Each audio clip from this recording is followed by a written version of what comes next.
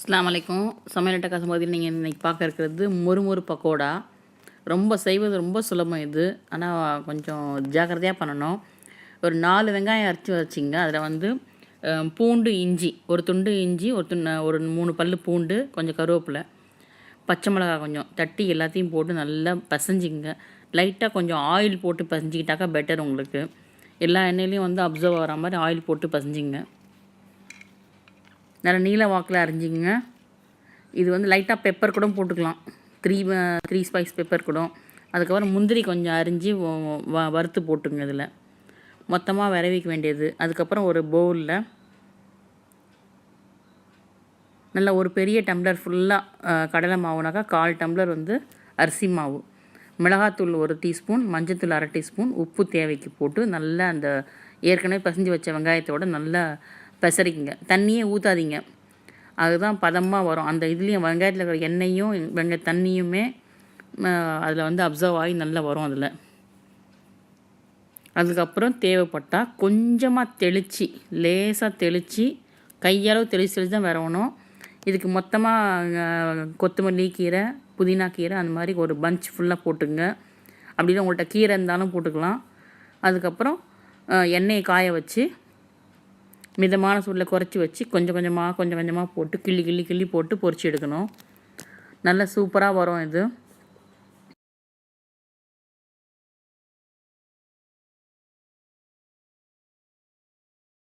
நீங்கள் கெட்டியமாக பசஞ்சிட்டு கையில் தெளித்து வந்து அதை போடணும். அப்போ தான் வந்து உங்களுக்கு வந்து தனித்தனியாக நிற்கும். இல்லைனா போய் மொத்தமாக போய் அப்பிக்கும். நல்லா பசஞ்சிட்டு அங்கங்கே கிள்ளி விடணும். லைட்டாக கிள்ளி போடணும். தூரமாட்டு நல்லா மொறுன்னு வந்துருக்குது பாருங்கள். கருவேப்பிலை நல்லா போட்டுங்க. அப்போ தான் நல்லா கருவேப்பிலை, கொத்தமல்லி, புதினா நல்லா போட்டுனா நல்லா வாசமாக இருக்கும். உங்களுக்கு எதாவது தேவைன்னா காய்கறி கூட இதில் சேர்த்துக்கலாம். குழந்தைங்களுக்கு கொடுக்குறது வந்து நிறைய காய்கறி, முட்டைக்கோசு, அந்த கேபேஜ், அப்படி கேரட்டு, சுரக்காய், இந்த மாதிரி பாலக்கீரை, அந்த மாதிரி நிறைய கீரை வகைகள் இப்படி போட்டு நம்ம வந்து இதில் போட்டு பிசைஞ்சு கொடுக்கலாம். தண்ணி அதிகமாக மாட்டோம் பார்த்துங்க. அவ்வளோதான். நான் நிறைய தடவை அந்த பக்கோடா பண்ணிட்டேன். எல்லாத்துக்குமே ரொம்ப பிடிச்சிருக்கும். நிறைய கமெண்ட்ஸ் arsoy.comல வந்து நான் போஸ்ட் பண்ணியிருந்தேன். எக்கச்சக்க கமெண்ட்ஸ் இது எல்லாம் செய்து பார்த்து. முந்திரி பக்கோடாவுக்கு வந்து நல்லா முந்திரி நிறையா இது பண்ணி கட் பண்ணி அதில் சேர்த்துக்கணும். அது ரொம்ப நல்லாயிருக்கும். அதுவும் செய்து பார்த்து உங்களுடைய கருத்துக்கள் தெரிவிங்க. ஏதாவது அந்த குறிப்பு வந்து பழைய குறிப்பு முந்தி செஞ்சு வச்சுருந்தது நான் தான் போஸ்ட் பண்ணியிருக்கேன். இன்னும் டீட்டெயில் ரெசிபி வர இருக்கிற பதிவுகள் நான் போடுறேன். நான்